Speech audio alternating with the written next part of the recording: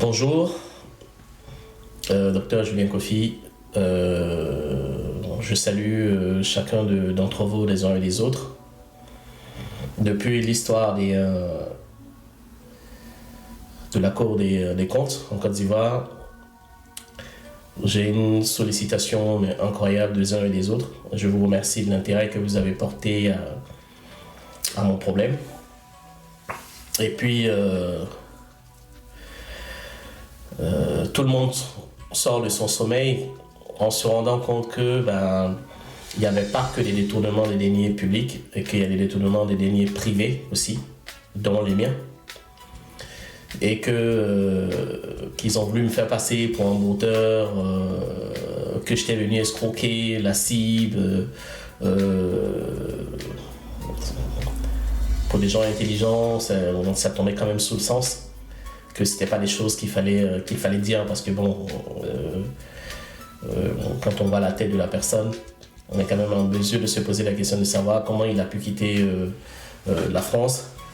Et il ne s'est pas adressé à une autre banque et c'est à la cible qui va venir, il va venir brouter.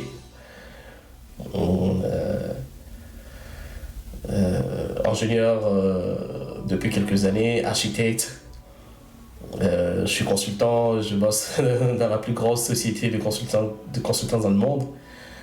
Vous imaginez que je crève pas de faim et que c'est pas à Abidjan que je vais aller brouter, quoi, on va dire. En plus, vu les chefs d'accusation de financement de terrorisme, d'achat d'armes, si je voulais acheter des armes, c'est pas à Abidjan que j'allais envoyer de l'argent pour acheter les armes, puisque les armes, si je vais les acheter, je sais où les acheter. Tout ça, c'était vraiment invraisemblable. C'était décousu. Mais comme il y avait une population qui était à même de comprendre ce langage-là, donc en gros, c'est quelque chose qui marche. Donc ils font ça tout le temps. Mais je pense qu'ils vont se réveiller. Ne vous inquiétez pas, ils vont se réveiller. Et donc, déjà, il fallait que je sois sorti du pays, que je sois à l'abri, que je me reprenne. J'ai mis un temps et j'ai décidé de parler maintenant. Donc ils vont devoir ouvrir leurs oreilles et puis entendre les cris et entendre mes réclamations d'une manière ou d'une autre. Donc je dis aux uns et aux autres, ne vous inquiétez pas, je vais très bien. Et en plus, j'entends les menaces et tout ce qui va avec. Je fais rien avec ça. Je fais rien avec des menaces. Je fais rien avec des menaces.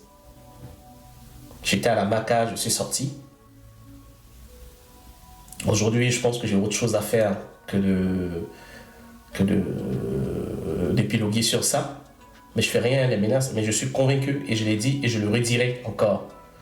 Cet argent-là, ils vont le remettre à sa place. Ils vont remettre le premier transfert du 20 mai 2020 sur le compte de Maître Assalé. Et ils vont remettre celui du 2 juillet 2020 sur le compte de RCDAO. Et je vais venir réaliser les projets pour lesquels je suis parti à Abidjan. D'une manière ou d'une autre, ils vont le remettre. Mais vous savez, je n'ai pas envoyé des aubergines en Côte d'Ivoire. Donc, en gros, quand je me couche, j'ai pas une pression supplémentaire de lui, tiens, les aubergines ou mes arachides vont cramer dans le conteneur. C'est de l'argent que j'ai envoyé, ça mettra le temps que ça va mettre. Et puis je pense que c'est eux qui vont avoir des problèmes. Plus ça dure, plus ça va coûter cher. C'est eux qui voient. C'est eux qui voient. Mais moi, je me lève le matin, je vais dire, je vis bien en fait. Voilà, on va dire ça comme ça.